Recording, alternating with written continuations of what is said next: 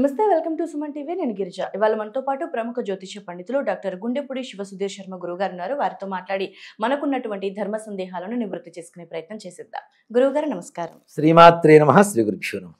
గురుగారు, మనకు ఈ నెల 29వ తేదీన పుష్య అమావాస్య వస్తుంది. సో దీనిని చొల్లంగి అమావాస్య అని పిలుస్తారు, మౌని అమావాస్య అని అంటారు. ఏంటి గురుగారు అంటే, మనకు ప్రతి అమావాస్యకి ఒక ప్రత్యేకత ఉంటుంది. అలాగే మరి ఈ మౌని అమావాస్య యొక్క ప్రత్యేకత ఏంటి? ఆ రోజున ఎటువంటి పరిహారాలు చేసుకుంటే మంచిది అంటారు గురుగారు, తెలియజేస్తారా? ముఖ్యంగా అమ్మ, మనకున్న 12 మాసాలు ప్రతి పౌర్ణమి, ప్రతి అమావాస్య, అలాగే శుక్ల కృష్ణపక్షాల్లో ఉండేటువంటి 15 తిథులు కూడాను ఒక ప్రత్యేకమైనటువంటి సంతరించుకుంటాయి. ప్రతిరోజు కూడా ఒక ప్రత్యేకత ఉంటుంది తప్పనిసరిగా. అందుకని మనం షష్ఠి పూర్తి చేసేటప్పుడు కూడా 365 కలశాల ఆవాహనం చేస్తాం. అంటే సంవత్సరంలో 365 రోజులు. ఒక్కొక్క రోజుకి ఒక్కొక్క దేవత అధిపతిగా ఉంటుంది.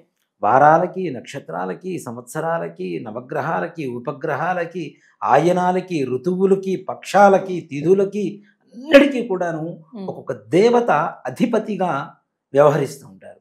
అంటే మన ఇంగ్లీష్ క్యాలెండర్కి తెలుగు క్యాలెండర్కి తేడా చూసుకుంటే, ఇంగ్లీష్ క్యాలెండర్ డేటు మనకి వారాన్ని మాత్రమే సూచిస్తుంది, కానీ మన తెలుగు తిథి ఎంతో గొప్పదనాన్ని సంతరించుకుంటూ ఉంటుంది. దీనికి సంబంధించింది కాకపోయినా ఒక్క మాట మనవి చేస్తాను. మనం పుట్టినరోజులు చేసుకుంటాం. చాలా మంది కూడాను ఇంగ్లీష్ డేట్ ప్రకారం చేసుకుంటూ ఉంటారు. దయచేసి ఆ సంప్రదాయాన్ని మానేసి మనం పుట్టిన డేటు టైము తీసుకొని ఏ నక్షత్రము ఏ తిథి వస్తుందో ఆ తిథి ప్రకారం కానీ నక్షత్రం ప్రకారం కానీ పుట్టినరోజులు చేసుకోవడం వల్ల ఆయుర్దాయం పెరుగుతుంది, ఉండేటువంటి సమస్యలు కూడా తగ్గుతాయి. ఇప్పుడు ఒక నక్షత్రానికి అధిపతి, ఆ నక్షత్రం వచ్చిన రోజున మనం పుట్టినరోజు చేసుకుంటే నక్షత్రం సంతృప్తి పడుతుంది కదా, ఆ నక్షత్ర అనుగ్రహం మనకు కలుగుతుంది. తద్వారా మనకు ఉండేటువంటి కొన్ని గ్రహ బాధలు తొలగిపోవడానికి కూడా కారణం అవుతుంది. అందుకనే పెట్టారు, ఊరికనే పెట్టలేదు. మన వాళ్ళు తిథి ప్రకారం పుట్టినరోజు చేసుకుంటే చాలా బాగుంటుంది, మంచిది. ఆ రోజున దేవతల అనుగ్రహం, ఆ నక్షత్ర దేవత అనుగ్రహం పరిపూర్ణంగా మనకు కలుగుతుంది అని చెప్తాం. అంత ప్రాధాన్యత కలిగినటువంటి 12 మాసాలలో ఉండేటువంటి పౌర్ణమి అమావాస్యలు ఏవైతే ఉన్నాయో, ప్రతి అమావాస్యకు ప్రత్యేకత చెబుతున్నారు. అంటే ప్రతి అమావాస్య ప్రత్యేకతే, ప్రతి పౌర్ణమి ప్రత్యేకతే తప్పనిసరిగా. అందుకనే మనకి 12 నెలలు, 12 రాసులు. సూర్య భగవానుడు ఒక్కొక్క రాశిలో ఒక్కొక్క నెలలో ఉంటాడు, అవునా? ఒక్కొక్క రాశిలో ఉండేటువంటి ఒక్కొక్క నక్షత్రం ప్రతి మాసంలో వచ్చేటువంటి పౌర్ణానికి అధిపతిగా ఉంటుంది. 12 రాసుల వాళ్ళకి చంద్రుడి అనుగ్రహం కలుగుతుంది, సూర్య అనుగ్రహం కూడా కలగాలి అనేటువంటి ఒక విధానం అది. అలాగే ఈ పుష్యబహుళ అమావాస్య ముఖ్యంగా చెప్పాలి అంటే శూన్య మాసాలు అంటాం. మనకి 3 మాసాలు వస్తాయి సంవత్సరం మొత్తం మీద కూడాను. భాద్రపద మాసం పితృదినాలకు సంబంధించినటువంటి మాసంగా మనం ఎక్కువగా ఇచ్చేస్తూ ఉంటాం. అలాగే ఆషాఢ మాసం, అది కూడాను సముద్ర స్నానాలు పితృకార్యాలు చేయదగినటువంటి మాసం. అలాగే ఈ పుష్యమాసం కూడా శూన్యమాసమే. అందులో ఈ పుష్యమాసానికి అధిపతి కూడా శని. శని అధిపతిగా ఉంటాడు. అందులోనూ రవి మకర రాశిలోకి ప్రవేశించేటువంటి మాసం కూడా పుష్యమాసమే అవుతా ఉంటుంది. అంటే ఇక్కడ రవిచంద్రుల అనుగ్రహం కూడా పరిపూర్ణంగా కలగడానికి సానుకూలంగా ఉండేటువంటి మాసం ఏదైనా ఉంది అంటే మనకి పుష్యమాసంగా చెప్పుకుంటూ ఉంటాం. పుష్యమాసం శుభకార్యాలు ఏవి పెద్దగా చేయం, శూన్యమాసం కాబట్టి. శూన్యం అంటే సున్నా, ఏ రకమైనటువంటి ఫలితం లేనటువంటిది. వ్యాపారాలు, ఏదో పుట్టినరోజులు, బారసాలలు, నామకరణాలు ఇట్లాంటివి చేసుకుంటూ ఉంటారు, కానీ మిగిలిన శుభకార్యాలు ఏవి కూడా, వివాహాది శుభకార్యాలు ఈ శూన్యమాసంలో ఉండవు. ఎందుకుండవు ముఖ్యంగా అంటే ఈ మాసంలో కూడా పితృదేవతలకు సంబంధించినటువంటి మాసంగానే చెప్పబడుతూ ఉంటుంది. ముఖ్యంగా సంక్రాంతికి ఏం చేస్తాం మనం? పితృదేవతలకే పూజ చేస్తాం కదా. సంక్రాంతి పుష్యమాసంలోనే వస్తుంది కదా. కాబట్టి పితృదేవతలకు సంబంధించినటువంటి మాసంగా ఈ పుష్యమాసాన్ని కూడా చెప్పబడుతూ ఉంది. ముఖ్యంగా చొల్లంగి అమావాస్య అనేటువంటి రోజున ఎవరైతే పితృదేవతల ఆరాధన చేస్తారో, పితృదోషాలు కలిగి వంశాభివృద్ధి కలగట్లేదు, మగ సంతానం కలగట్లేదు, ఆడపిల్లలే పుడుతున్నారు వంశపరంపరగా, అంతే వస్తుంది, వంశం నిర్వంశం అయిపోతుంది, అలాగే అనుకున్నటువంటి పనులు ముందుకు సాగట్లేదు, వ్యాపారాలు ఇట్లా ఉద్యోగరీత్యా, సంతానరీత్యా, వివాహాల పరిస్థితుల్లో కాను ప్రతికూలత ఎక్కువగా ఉంది, అనుకూలత లేదు అనుకున్నటువంటి వారికి ఈ పుష్యబహుళ అమావాస్య, చొల్లంగి అమావాస్య ఒక వరప్రసాదంగా చెప్పుకోవచ్చు. ఓకే. తప్పనిసరిగా పితృదేవతల పరిపూర్ణమైనటువంటి అనుగ్రహం కలగడానికి చాలా విశేషమైనటువంటి రోజులు.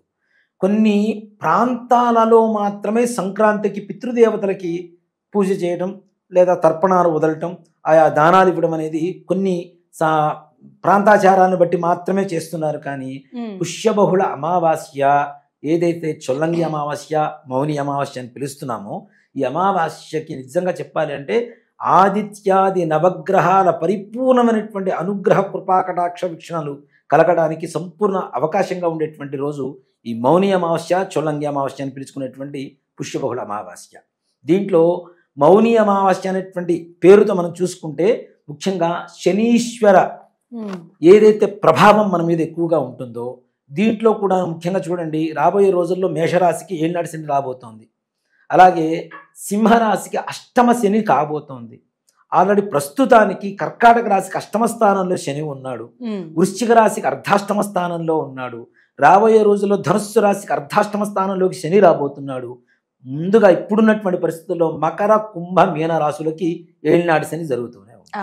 ఇన్ని రాశులకి శనిగ్రహ ప్రభావం రాబోయే రోజుల్లో రాబోతుంది. కొన్ని రాశులకి ముందుగా ఇప్పుడు జరుగుతున్నటువంటి పరిస్థితిలో కూడా ఉన్నది. ఇలాంటి వాళ్ళకు కూడాను శనీశ్వర అనుగ్రహం కలగాలి, అనుకున్న పనులు ముందుకు వెళ్ళాలి అంటే కూడాను ఈ మౌని అమావాస్య అనేటువంటిది చాలా విశేషమైనటువంటి రోజు.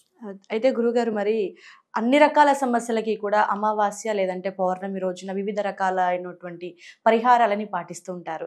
సో మౌని అమావాస్య అనేది చాలా ప్రత్యేకమైంది అని అంటున్నారు కాబట్టి, మరి ఈ రోజున ఎలాంటి పరిహారం చేసుకుంటే మన సమస్యల నుండి బయటపడే అవకాశం ఉంటుందంటారు?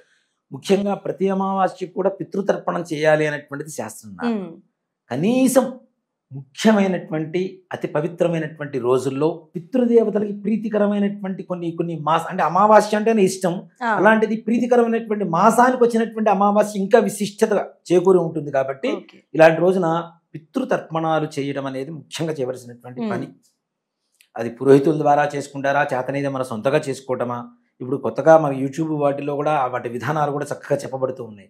దాన్ని పెట్టుకునైనా అనుసరించవచ్చు. ఇప్పుడు పురోహితుని పిలిచి చేయించాలంటే కూడా కొంచెం ఖర్చుతో కూడుకున్నటువంటి వ్యవహారం. కాబట్టి మనకు కావాల్సింది ఏంటి? నల్ల నువ్వులు, ఓ చెంబడి నీళ్లు, అంతకుమించి ఖర్చు ఏం లేదు దాంట్లో. అంతే కదా. ఆ నల్ల నువ్వులు ఒక 50 గ్రాములు నల్ల నువ్వులు తెచ్చుకొని ఆ చెంబడి నీళ్లలో వేసుకోండి చక్కగా. పితృతర్పణం అనేది కూడా చాలా మంది ఈ విధంగా చేస్తూ ఉంటారు. ఈ బొటన వేలు మీద నుంచి వెళ్ళేటువంటిది పితృతర్పణం కాదు. ఈ వేళ్ల మధ్యలో ఈ రేఖలు ఉంటాయి కదా, చేతికి అరచేతికి, ఇక్కడి నుంచి వెళ్తేనే పితృతర్పణం అంటాం. చాలా మంది ఇలా వదులుతూ ఉంటారు. ఇది కాదు పితృతర్పణం అనేటువంటి విధానం, ఇది కాదు. చాలా మంది ఇలా చేయండి ఇలా చేయండి అని చెప్తున్నారు, కానీ అది కూడా కరెక్ట్ కాదు నాన్న. ఇక్కడి నుంచి వెళ్తేనే పితృతర్పణం అవుతుంది. చేతిలో నుంచే రావాలి.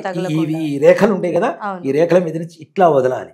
మనము చాలా మందికి ఇలా వదలడానికి ఎక్కువ టైం మనం వదులుతూ ఉంటే ఈ హ్యాండ్ పెయిన్ వస్తుంది, ఫింగర్స్ కూడా పెయిన్ వస్తాయని చెప్పి చాలా మంది దీనికి అనుకూలంగా మార్చుకున్నారు. మనకు అనుకూలం కాదు కదా, ఏది శాస్త్రం ఉంటే అది చేయాలి కదా. కాబట్టి పితృతర్పణం అనేది ఇక్కడి నుంచి వదులుతూ ఉండాలి. మన పితామహి ప్రపితామహీనం లేదా తల్లిగారి తరఫు నుంచి మేనమామలు, మేనత్తలు, బాబాయిలు, పిన్నులు, తాతలు, ముత్తాతలు, మనకు చదువు చెప్పినటువంటి గురువు గారు, మన బాల్యమిత్రులు ఎవరైనా చనిపోయి ఉంటే వారికి కూడా ఈ చొల్లంగి అమావాస్య రోజున ఎవరైతే తర్పణం వదులుతారో వాళ్ళ ఆత్మఘోష నివృత్తి జరిగి వాళ్ళు ఏదైతే ఈ వంశానికి మేలు చేయగలుగుతారో అది చేయడానికి ముందుకు రావడానికి అవకాశం కలుగుతుంది. అలాగే శనీశ్వరుడికి, శని భగవానుడికి నవగ్రహానికి ప్రదక్షిణాలు చేయండి. పెద్దగా ఏం చేయదు, కష్టపడొద్దు కూడా. 27 ప్రదక్షిణాలు చేయండి నవగ్రహాలకి. దీంట్లో కూడా కొంతమంది 21 ప్రదక్షిణం సవ్యంగా చేసి మిగిలిన 6 ప్రదక్షిణాలు రాహుకేతువులకి యాంటీ క్లాక్ వైజ్లో చేస్తాం, వాళ్ళిద్దరు యాంటీ క్లాక్ వైజ్లో మూవ్ అవుతుంటారు కాబట్టి అని చెప్పి పిచ్చి పిచ్చి మాటలు మాట్లాడుతుంటారు. అలా ఏం కాదు, వాళ్ళు అపసవ్యంలో ఉన్నా మన సవ్యంలో మనం ప్రదక్షిణం చేయాలి. అపసవ్యం అనేటువంటిది పితృకార్యంలో మాత్రమే ఔపోసన వేసేటప్పుడు ఉంటుంది తప్పితే ఎక్కడ అపసవ్యం అనేటువంటిది మనం వాడం. కాబట్టి సవ్యమైనటువంటి రీతిలోనే నవగ్రహాలు ప్రదక్షిణాలు చేసుకొని శనీశ్వరుడికి చేతనైనంత కొద్దిగా నువ్వుల నూనె, నల్ల నువ్వులు, నల్లటి వస్త్రం సమర్పించి కొద్దిగా ఉప్పు, ఇంట్లో గోడ కొట్టినటువంటి మేకు ఉంటుంది కదా, ఆ మేకు తీసుకొచ్చి స్వామివారి పాదాల దగ్గర వదిలిపెట్టి కాళ్ళు కడుక్కోకుండా అక్కడ ఉండేటువంటి ప్రధాన ఆలయానికి ప్రదక్షిణాలు చేసి ఇంటికి వెళ్ళిపోతే చాలు. శనీశ్వరుడు అనుగ్రహం కలుగుతుంది, ఆదిత్యాది నవగ్రహాల అనుగ్రహం కలుగుతుంది, పితృతర్పణం ద్వారా పితృదేవతల పరిపూర్ణమైనటువంటి అనుగ్రహం కలుగుతుంది. ఓకే గురుగారు, నిజంగా పితృదోషాల వల్ల అనేక రకాల సమస్యలతో బాధపడే వాళ్ళు చాలా మంది ఉన్నారు. సో అలాంటి వాళ్ళ కోసం నిజంగా చక్కటి పరిహారాన్ని తెలియజేశారు. మనకి నవగ్రహాల చుట్టూ ప్రదక్షిణలు, అలాగే ముఖ్యంగా తర్పణాలు చేయటం అనేది చాలా ఏది ప్రధానము. ఖర్చుతో కూడుకున్నది కాదు. Yes. అయితే గురుగారు చిన్న సందేహము, ఇంటి వైద్యం ఒంటికి నప్పదు అంటారు కదా, మరి సొంతంగా చేసుకున్నప్పుడు అంతటి అంటే మనకు పుణ్యం కలుగుతుందంటారా, ప్రభావం ఓ చూపుతుందంటారా? మాట చెప్తానన్న. ఒకప్పుడు ఒకానొక సమయంలో ప్రతి ఒక్క హిందువు కూడా శిఖ పెట్టుకొని తిరిగేవాడు. అవును. పిలకలు చక్కగా శిఖ పెట్టుకొని తిరిగేవాడు. రాను రాను క్రమేపీ ఉద్యోగాల రీత్యా, వ్యాపారాల రీత్యా, వాడుకు ఉండేటువంటి వృత్తి వ్యాపారాల రీత్యా ఆ ఒక జీవన విధానం మారిపోయింది. అవునా? ఒకప్పుడు ప్రతి ఒక్కరికి చక్కగా పంచాంగం తెలుసు, మంత్రాలు తెలుసు. ఇప్పుడు మనకి ఉన్నటువంటి ఋషుల్లో ఎంతమంది బ్రాహ్మణులు ఉన్నారు?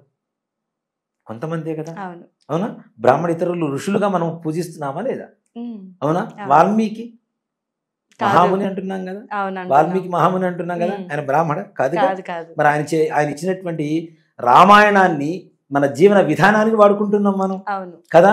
కాబట్టి ఇతరులు చేశారా, బ్రాహ్మణులు చేశారా అనేటువంటి తీసి పక్కన పెడితే పితృదేవతల పట్ల మన ప్రేమ, శ్రద్ధ, భక్తి ఏదైతే చూపిస్తున్నామో, శ్రద్ధతో చేసేటువంటిదే శ్రార్థం అంటాం. కాబట్టి శ్రద్ధ ముఖ్యం. 10 మంది వేదం పండితుని పిలిపించుకొచ్చి మంత్రం చెప్పినంత మాత్రాన తల్లిదండ్రులు సంతృప్తి పడరు. పెట్టేటువంటి కర్త శ్రద్ధతో పెడితే మాత్రమే పితృదేవతల ఆనందం కలుగుతుంది. ఓకే. అందులోనూ ఇంట్లో ఉండేటువంటి ఇంటికి సంబంధించినటువంటి బంధువులను కూడా వీళ్ళ ద్వారా ఏ రకమైనటువంటి బాధలు పడకుండా ఉంటే పితృదేవతలు. ఇప్పుడు మా నాన్నగారు ఉన్నారు, మా నాన్నగారికి మా పెద్దక్క మా అక్కలంటే ఇష్టం, నేనంటే కొడుకంటే ఇష్టం ఉంటుంది. నేను శ్రార్థం పెడుతూ మా నాన్నగారికి ఎంత శ్రద్ధగా శ్రార్థం పెడుతున్నా, మా అక్క చెల్లెలను బాధ పెడుతూ నేను శ్రాద్ధం పెడుతుంటే మా నాన్నగారు సంతృప్తి పడతారా? లేదు కదా. సో తోబుట్టువుల్ని కానివ్వండి, ఆయనకి సంబంధించినటువంటి ప్రీతికరమైనటువంటి బంధువుల్ని కూడా మన ద్వారా బాధపడకుండా ఇట్లాంటి కార్యక్రమాలకి పిలిచి ఆయన పేరుతో ఒక పూట భోజనం పెడితే సంతృప్తిగా ఆత్మఘోష నివృత్తి అవుతుంది, వాళ్ళ ఆత్మ సంతృప్తి కూడా కలుగుతుంది. ఓకే గురుగారు, నిజంగా సందేహాన్ని నివృత్తి చేశారు గురుగారు. చాలా చక్కటి వివరణ, విశ్లేషాత్మకమైన వివరణతో అందరికీ కూడా విశ్లేషకులకి అర్థమయ్యేలాగా, చూసే వీక్షకులకి చాలా చక్కగా తెలియజేశారు గురుగారు. ధన్యవాదాలు. శ్రీమాత్రే నమః. శ్రీ గురుభ్యో నమః.